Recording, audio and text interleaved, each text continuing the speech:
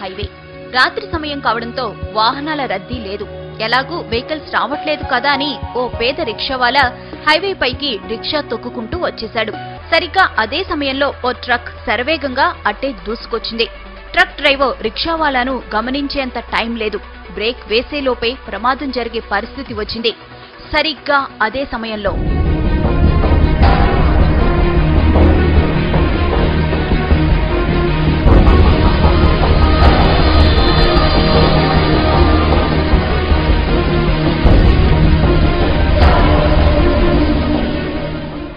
ఇది జరిగిన ఘటన.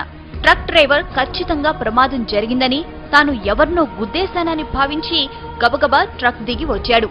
అటు ఇటు అంతా చూశాడు. ఎక్కడా ఏమీ లేదు. ప్రమాదం జరిగిన ఆనవాళ్లు లేవు. అసలక్కడ ప్రమాదం జరిగితే కదా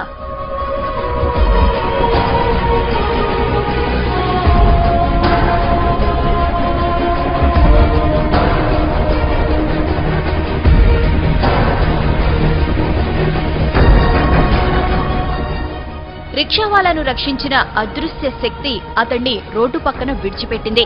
అతడు ఆరోగ్యంగా ఉన్నాడో లేదో తెలుసుకుంది. అతడు సరిగ్గానే ఉన్నాడని భావించి అక్కడి నుంచి మెల్లగా వెళ్లిపోయింది.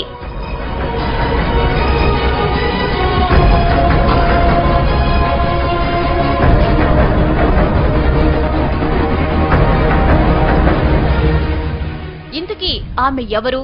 అంత వేగంగా ఎలా వచ్చింది? ప్రమాదం జరగకుండా ఎలా అడ్డుకోగలిగింది? ఆమె రాగానే మెరుపు ఎందుకు వచ్చింది? ఇలా ఎన్నో అనుమానాలు, ఎన్నో అంతుచిక్కని ప్రశ్నలు.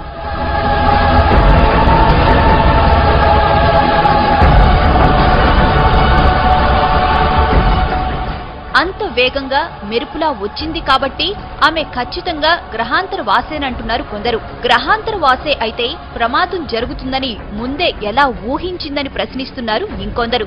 అసలు గ్రహాంతర వాసికి మనిషిని రక్షించాల్సిన అవసరం ఏముందంటున్నారు.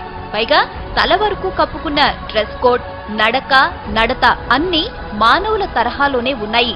అందుకే ఆమె గ్రహాంతరవాసి అనేందుకు అవకాశాలు లేవంటున్నారు ఇంకొందరు.